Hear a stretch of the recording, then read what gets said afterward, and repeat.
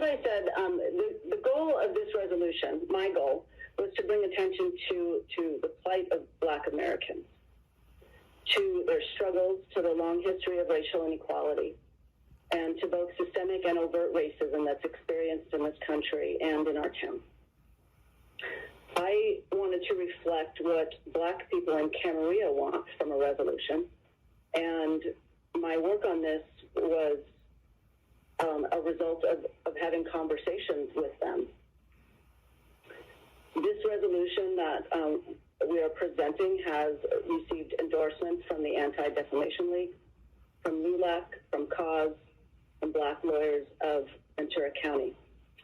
And the last time I checked, we have received over 730 emails in favor of this. And for those keeping count, we received over 1,200 emails in total.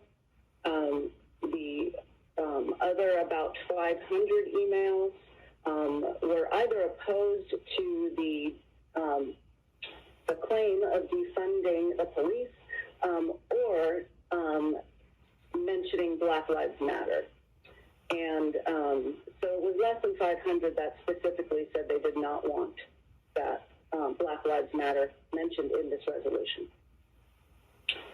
And there's been a lot of discussion in those emails and in the public and in the community about what Black Lives Matter is. And so I wanted to talk about that because there is a Black Lives Matter organization, but there is also a movement. And the movement was an activist movement that began as a hashtag. And it was started after George Zimmerman was acquitted in the shooting death of Trayvon Martin in Florida in 2013. And Trayvon Martin was an unarmed Black teenager. And then it got, the movement grew and became more widely known and popularized after two high-profile deaths in 2014 of unarmed Black men, Eric Garner in New York and Michael Brown in Ferguson. And neither of the police officers were involved in their death. Who were involved in their death were indicted. So again, it kept growing. There were ongoing local and national protests and other actions, and they were often sparked by deaths of other unarmed Black Americans. And so over the years, the movement has grown and has moved into public consciousness and conversation. Black Lives activists, the one I'm talking about, helped start Campaign Zero, which includes policy solutions developed in conjunction with other activists and protesters and researchers and experts. And they worked really hard to integrate community demands, input from other research organizations, President Obama's task force on 21st century policing. And if anybody has a chance to go look at Campaign Zero, it's very interesting, and there's a lot of data and good research. And they really talk a lot about how to bring policing up into the 21st century and how to help it meet the needs of our community better and make it safer for every American. There's a larger context and history of Black men and boys who've been killed at the hands of the police, many of whom, like George Floyd, were unarmed. And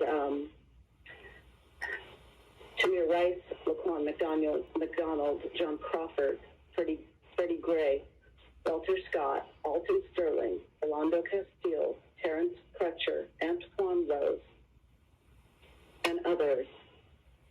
Black women and girls are also targets of police violence, which sparked another movement, Say Her Name, to highlight how this often goes unnoticed. And women who have died include Sandra Bland, Deborah Danner, Tatiana Jefferson, and Breonna Taylor. This movement that I'm talking about is not the organization. And just think about it logically. If the movement is working on Campaign Zero to talk about better policing, and the organization is talking about the abolition of police altogether, then how could they have anything to do with each other? So I'm talking about the movement of people speaking up for Black people. why is it so important that we say Black Lives Matter in this resolution? And first of all, it was the goal of the resolution. I offered it, I suggested it, and that's what I wanted. And I want it because Black people who live in Camarillo want it stated. They want to hear the leaders of their community say that their lives matter. As I said before, over 730 people via their emails told me they want it in the resolution. The Black Lives Matter protests that happened in June are the largest protests in American history. It's estimated that 15 to 26 million people were protesting on June 6, 2020, one day. And just for some contrast, the Women's March in 2019 was only 3 to 5 million. So that's how many people believe that Black Lives Matter and are willing to take to the streets and hold up a sign and yell it. This resolution has been endorsed again by Cause, LULAC, the Anti-Defamation League. A lot of the emails against saying Black Lives Matter said that we should be saying all lives matter. And I want to explain why that is so hurtful. And I'm going to do that by reading some quotes from other people who are far more articulate than me and who actually know more about this by living the experience of being Black in America. Of course, all lives matter, but there is no serious question about the value of the life of a young white girl or white boy. Sadly, there's a serious question between gang violence and this police violence about the value of the life of a young Black girl or boy. So those who are experiencing the pain and trauma of the Black experience in this country don't want their rallying cry to be watered down with a generic feel-good catchphrase.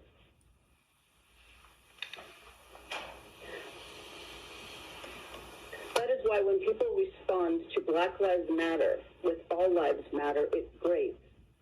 All lives matter may be one's personal position, but until this country values all lives equally, it is both reasonable and indeed necessary to specify the lives it seems to value less.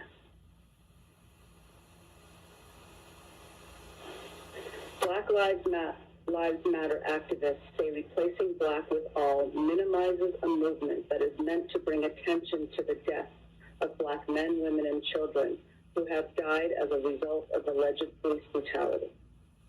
They say it's also supposed to bring attention to the scourge of systemic racism. For activists, the term Black Lives Matter is not a call for special treatment. It's a means for Black people to reclaim their humanity and personhood in the midst of seemingly unending attacks on their right to simply be humans with dignity.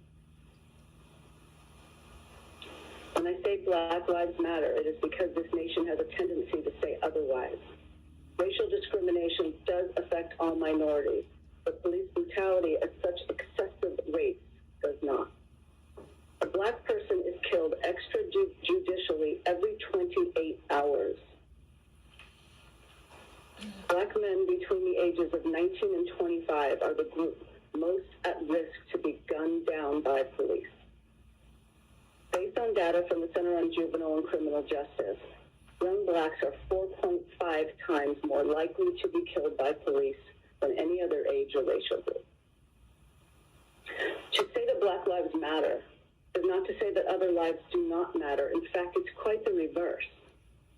It is to recognize that all lives do matter and to acknowledge that African Americans are often targeted unfairly and that our society is not yet so advanced as to have become truly colorblind. This means that many people of goodwill face the hard task of recognizing that these societal ills continue to exist and that white privilege continues to exist even though we wish it didn't and would not have asked for.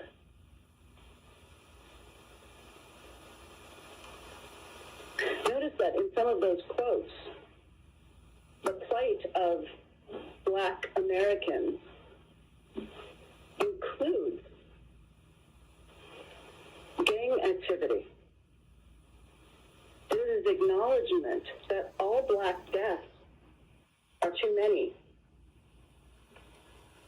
It's important that we remember that while we mourn the death of anyone at the hands of the police, we can also and should also mourn the loss of any police officer who's been killed in the line of duty.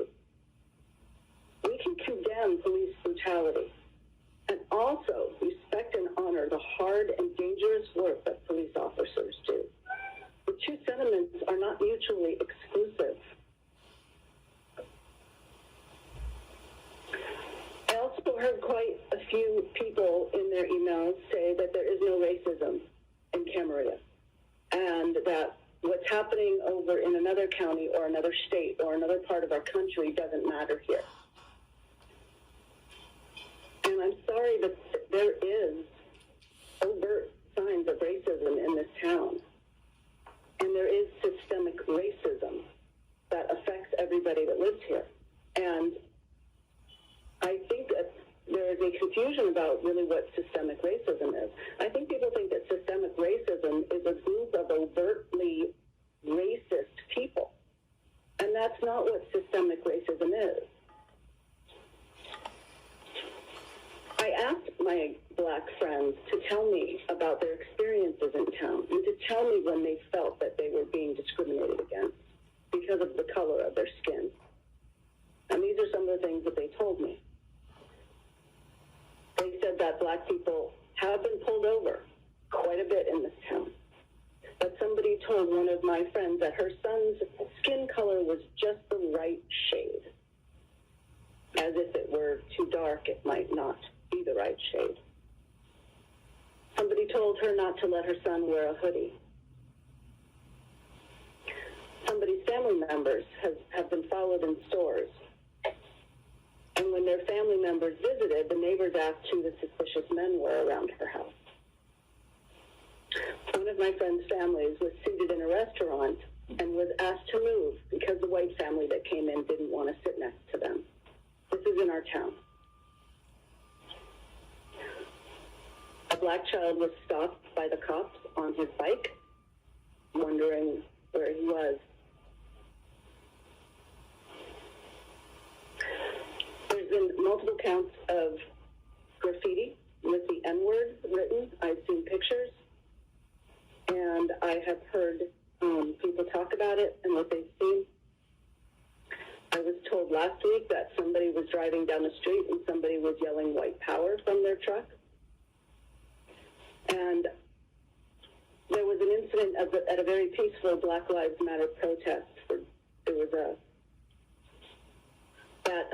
a truck with teenagers in it who were yelling F Black Lives outside of the truck, and that it was carried on for about an hour. And